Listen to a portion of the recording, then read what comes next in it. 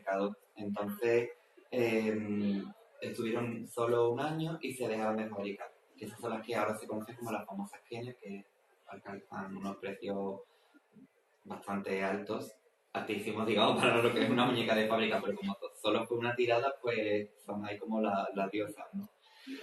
A finales de los 90, a Gina Cara le regalaron, que es una fotógrafa neoyorquina, le regalaron una de esas genes y ella la cogió para mejorar su técnica fotográfica y cogió la muñeca como modelo. Y a raíz de ahí, practicando con la muñeca, se dio cuenta que tenía una importante colección de fotografías y decidió buscar una editorial que le publicase esa colección de fotografías y publicó su primer libro que se llamaba This is Life y a raíz de ahí tuvo un encuentro fortuito con Junko Wong, que es la actual directora creativa de la casa Life y cogieron a la muñeca para una publicidad de un centro comercial, de unos grandes almacenes japoneses. Entonces empezó a tener como mucho éxito la muñeca y la juguetera, una juguetera japonesa, Takara, decidió comprar los derechos a la juguetera norteamericana. Y empezaron a editar de nuevo la muñeca, pero ya enfocada a un público más adulto, más como coleccionista. Y desde entonces se desarrolló todo lo que es como un movimiento cultural y de coleccionismo alrededor de la muñeca hasta convertirse en una muñeca de culto. En mi caso, llegó a mí por casualidad, porque yo no conocía esta muñeca, y a raíz de ver la primera muñeca en directo me empezaba a despertar la curiosidad, ¿no? Sobre todo por esto del mecanismo, que posaban como modelo, entonces traen este mecanismo del ojo, esto se llama el pull ring, tiras hacia atrás, tiene un muelle que retrocede y tú puedes cambiar hasta 4 veces. Los colores de fábrica, esta trae el original, que es el azul, el naranja, el verde y el rosa. ¿Qué pasa? El mecanismo se puede modificar porque ahora mismo se queda un poco como así como frontal, que parece que está un poco como flipadilla. Pues las primeras que empezaron a reeditar eran como más todavía. Están todas así, que ahora esas muñecas están muy, muy revalorizadas. Entonces yo cuando vi que la muñeca tenía estas capacidades de que tú las podías girar y poner la mirada de lado, tal, incluso con los dedos, que se llama el rolling eye, le puedes dejar un poquito la mirada con un poco de más intensidad, ve hacia arriba, parece que mira un poco más la cámara. Pues vi como aquí un filón en el sentido de decir, bueno, pues con las muñecas puedo hacer como con los modelos, porque yo antes trabajaba mucho con fotografías así más un poco de moda y tal, y vi que empecé a fotografiarla a nivel personal y después me di cuenta que claro, que el barniz que trae de fábrica es súper brillante, entonces reflectaba todo, esta porque trae flequillo, pero y esta no es muy brillante en sí. Y empecé a buscar, informarme y en ese momento ya había personas que modificaban estas muñecas, pero cuando yo empecé se modificaba muy poco, se respetaba muchísimo lo que era el molde original y simplemente se mateaba y se tocaba un poco el maquillaje. Ahora ya no, todo esto ha evolucionado y se modifica la muñeca a tope. Hasta hay veces que te cuesta reconocer que es una muñeca blind, pero como antes era todo como muy exclusivo porque tampoco estaba tan extendido por internet. En España, por ejemplo, solo había un foro donde te ibas informando un poco dónde se podía conseguir las muñecas, pero era todo como un poco ocultismo, ¿no? Nadie te quería decir dónde lo había conseguido, tenías que contactar con gente que viajaba hasta Japón, que después te las revendía. Y ahora ya no, ahora ya esto está súper extendido. De hecho hay firmas muy famosas que han usado la muñeca como modelo y para campañas publicitarias. Aquí, por ejemplo, se hizo una campaña publicitaria de Bavaria y usaron también a la muñeca Blaise, fue casi al principio de yo empezar. Y buenas. Y yo entonces, llevándolo un poco a mi terreno, empecé como coleccionista y a raíz de ir publicando las fotografías que iba haciendo en mi galería de Flickr, que era lo que tenía antes, cuando no existía Instagram, pues la gente empezó a demandarme trabajo, entonces empecé a hacer customizaciones para coleccionistas. Entonces me contaron un poco el personaje que ellos querían, me enviaban la muñeca base, yo lo modificaba y se la volvía a enviar. Así hasta que me di cuenta que en realidad la muñeca se había convertido en mi medio de expresión. Entonces, aparte de trabajar para coleccionistas, siempre que he tenido la posibilidad de exponer o de participar en exposiciones colectivas, he pillado la muñeca como si fuese mi lienzo en blanco. Entonces, he encontrado una forma de expresar y de desarrollar todas las técnicas que a mí me gustan, como por ejemplo lo que es el tema de maquillaje, la escultura. El maquillaje en este sentido sería como la pintura, ¿no? Al final tallas sobre la muñeca, preparas la base, después maquillas, puedes cambiar el pelo, los chips, las pestañas, aún te quedas con la base. O sea que el cuerpo también se cambia por cuerpos más articulados para que sea más expresivo a la hora de fotografiarlo. Y, y todo esto, digamos, es lo que tenemos aquí, ¿no? Entonces, al final se convierte como tu modelo o tu formato a través de donde tú expresas lo que quieres contar. Y para ayudarme a contar más historias, pues siempre intento recrearles ambientes o sus propias habitaciones. Y la idea de esta exposición, la de habitaciones, refugios y jaulas, desde que empecé a fotografiarla, siempre me he dado cuenta que siempre la fotografiaba en muchas ocasiones en sus habitaciones, porque para mí siempre la habitación de una persona es como que te cuenta algo sobre cada persona que la habita. Y tenía la idea de esta exposición en mente, pero nunca llegaba a llevarla a cabo, nunca la desarrollaba. Y cuando Anabel me propuso exponer, como la galería también, aquella y esta tenían en un espacio pequeñito que parecía como una habitación, pues pensé que era una buena oportunidad para desarrollar esta historia. Y Sí, pasa, pasa. buenas. Hola. Hola. Como bien dice la exposición Habitaciones, Refugios y Jaulas, pues cuenta, no es una historia en sí, simplemente lo que quiero reflejar es eso, cómo los espacios que habitamos terminan retratándonos y por otra parte, cómo esas habitaciones donde tenemos esa libertad de ser nosotros mismos porque estamos en un espacio de íntimo, en determinadas ocasiones se pueden convertir en nuestras propias aulas. Entonces era jugar con esa dualidad, ¿no? De cómo espacio para muchas personas son el único sitio donde pueden sentirse libres, para otras personas en cambio lo que le está reprimiendo. Y aunque la estética pueda ser un poco como infantil o de cuento o incluso, no sé, eso, infantil, porque en realidad muchos de los personajes que creo son niños, porque creo que los niños tienen una manera muy directa de transmitir, pero siempre hay de fondo temáticas desde la más infantil, desde el juego y la fantasía de un niño, hasta temas muy profundos como la enfermedad o temas de represión o de bullying o temáticas que están, por desgracia, muy de actualidad. Entonces, digamos que es como mi forma de aportar mi granito de arena a fomentar un poco la tolerancia y el respeto hacia las libertades de los demás. ¿Y qué más os puedo contar? Bueno, en cada fotografía, como veis, he creado un personaje y a cada personaje le he creado su espacio para contar un poco más la historia. Y aparte de la fotografía, ahí detrás tenéis 3 instalaciones. 2 de ellas son partes de los decorados que he usado para algunas fotos. Y una de ellas es uno de los modelos originales, para que se vea que los modelos son físicos, que mucha gente confunde mi fotografía con ilustración digital o con animación 3D. Entonces siempre me gusta traer a uno que se vea como es en sí. Y en esta pequeña representación con estos fanales pequeños, es como una muestra desde los comienzos de una persona, ¿no? Como es la parte de la infancia en el colegio, la parte un poco más de juego y después lo que es una despedida, ¿no? Digamos, como que es lo que representa esa obra que se llama Santuario.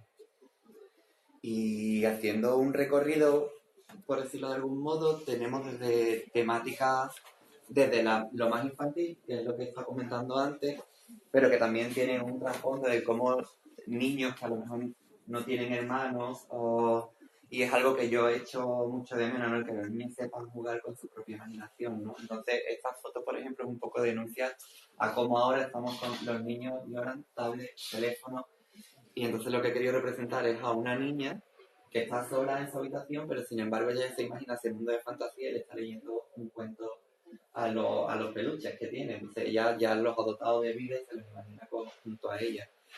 Después, dos fotografías que para mí son un poco autobiográficas, sobre todo la del niño que está con la muñeca, porque las cosas que ella hacía de pequeño, a mí siempre me regalaban. Esta, por ejemplo, es un poco también autobiográfico. Me regalaban siempre indios de plástico y yo no quería jugar con indios y soldados, a mí no me gusta la guerra nunca. Entonces siempre intentaba escaparme y jugar con las muñecas de mis hermanas. Y aquello es una recreación, intentaba hacer una recreación de la habitación de mi abuela, que era donde yo dormía. Y recreando la misma escena que en el fanal. En esta foto, que está el niño mirándose al espejo con su falda de flamenca y probándose los tacones de su madre, pues también estamos un poco tratando esa misma temática, pero también un poco transmitiendo lo que es la disforia de género, la transexualidad, de cómo un niño tiene que ataviarse de niña o podría ser viceversa para verse en el espejo reflejado como él realmente se ve, ¿no? En aquel caso, en la última fotografía de la niña que está, es como el contrario del niño que juega con la muñeca, ¿no? Que ella tiene su habitación, que es un caramelito, todo pintado de rosita y blanco, con su vitrina llena de muñecas, sin embargo ella lo que quiere es jugar con otro tipo de juguete. Poner un poco de manifiesto que los juguetes son juguetes y no tenemos por qué ponerle etiqueta desde que nacemos, ya vamos cargando con las etiquetas que nos ponen. Estas dos las hemos puesto así agrupadas las dos juntas porque tratan un poco también la temática de la música, ¿no? Y cómo la música puede llegar a ser un refugio, tanto como para aquella que, digamos, es una parte como más infantil, ¿no? Que le está dando como un concierto a todas las muñecas que tiene sentadas en la cama, como la otra que ya sería un personaje más adulto, ¿no? Y es como que está enfocando, yo por lo menos cuando creé esa fotografía era como canalizando una historia de amor que no terminó muy bien, ¿no? Entonces está ella ahí con su saxo. Y en esta parte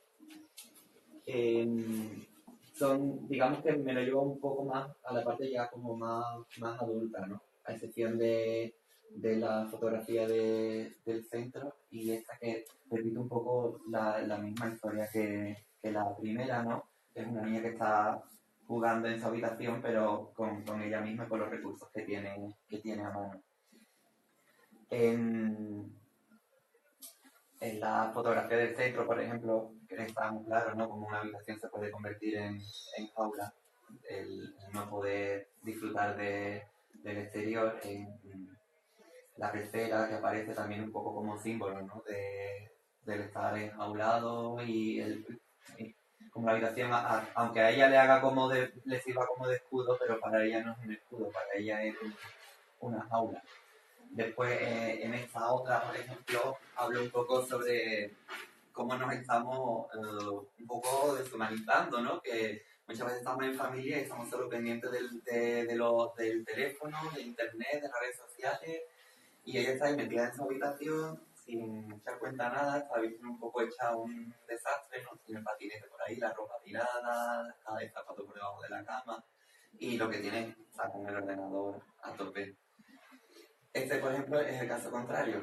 Persona muy ordenada, que se refugia más en la lectura, es como el deseo. Tiene un libro en la mano de un pintor que a mí me encanta su obra, que es Alma Tadema, un pintor de finales del 18, principios del 19. Y en la estantería, digamos que como se refugia en la lectura, en el conocimiento. Y después estas dos últimas fotografías, una es la de estoy en casa, no me llaméis estoy bien, pero es mentira. Lo que pasa es que no tiene ganas de ver a nadie y está ahí como aislada del mundo exterior. Y podríamos decir que tanto refugio como jaula, ¿no? Porque es una forma de escudarse. Muchas veces nos escudamos en nuestra casa por no querer ver un poco más allá. Y la que cierra esta serie es como un adiós, una escapada. Si se cierra una puerta, vamos a salir aunque sea por la ventana, ¿no? Entonces, aunque después hemos añadido otras 2 fotografías, pero esta para mí sería la que cerraría el ciclo, ¿no?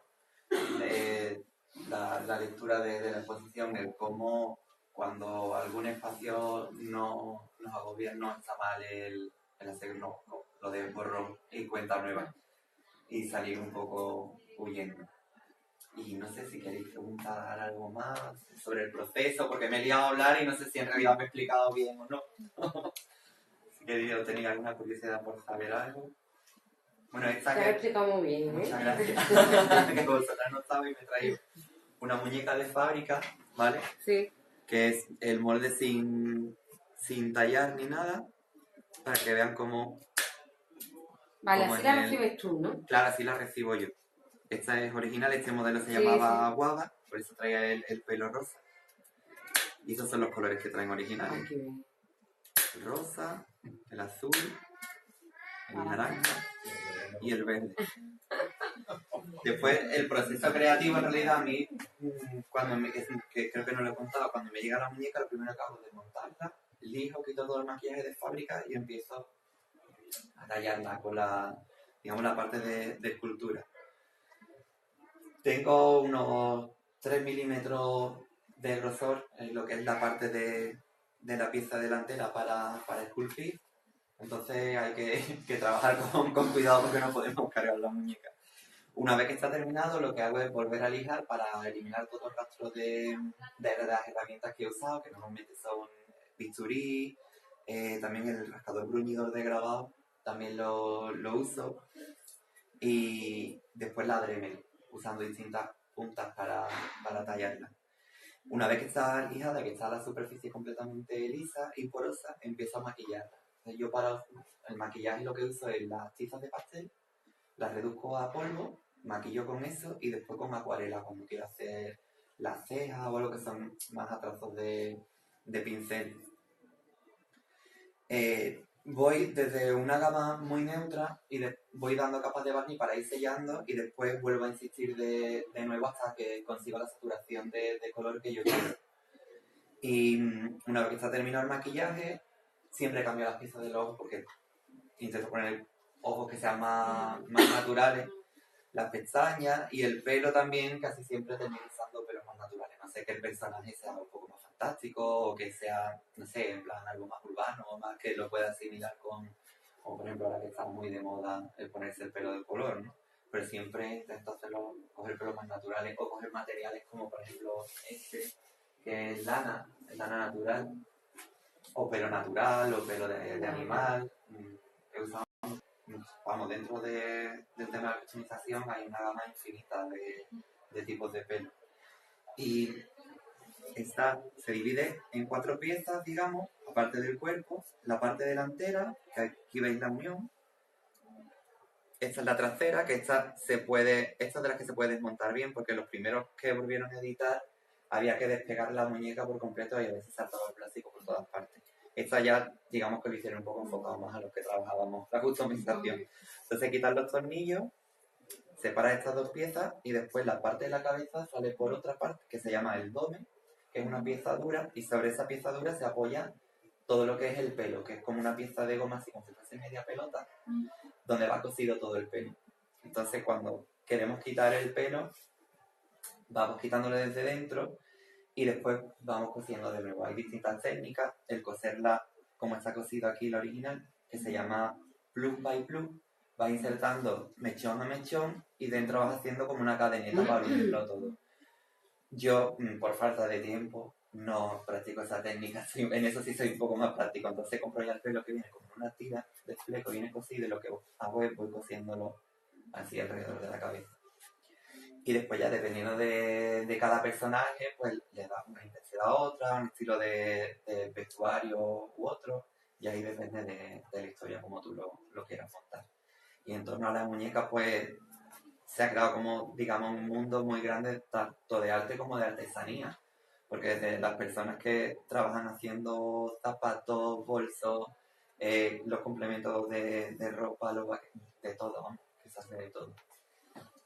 Entonces, por eso es una muñeca de culto, pero yo lo que intento siempre es traerme la parte de las bellas artes y intentar que la muñeca sea mi medio de expresión y no se quede en mi parte de coleccionismo, que también la tengo, pero usarla como modelo para mi obra final, digamos. Y así, cualquier duda o lo que sea, un momento. Bueno, daros las gracias por venir también, por venir a visitar la exposición. Y dar las gracias por venir a todo el mundo que ha pasado por aquí, que han sido muchos, que la intención de cada exposición es eso, es que el mensaje de cada artista, de cada persona que expone pueda llegar a cuantas más personas mejor. Entonces, agradecer desde aquí a todo el mundo que se ha pasado a ella. Bueno, nosotros darte la enhorabuena por lo bonito que está todo y por la historia que tiene cada cuadro, que no es lo mismo verlo que muchas veces yo siempre tengo, digamos, como el miedo, ¿no? De que la gente se quede solo en lo que es la muñeca, sí, ¿no? Que vea solo, ay, qué muñeca graciosa, la muñeca, tal, pero detrás de cada imagen yo quiero que haya una historia que contar y un mensaje que entregar y que la gente lo recoja, mover un poco conciencia, ¿no? De temas que en esta posición hay mucha carga infantil, pero porque desgraciadamente sigo viendo noticias y te lo encuentras por la calle que no terminamos de liberar las mentes y de aprender a respetar a los demás. Entonces es mi manera de trabajarlo y de contarlo. Espero que sirva. Sí. Enhorabuena porque sirve, la verdad. Muy bien. Muchas gracias. Bueno, Pues nada. Muy bien.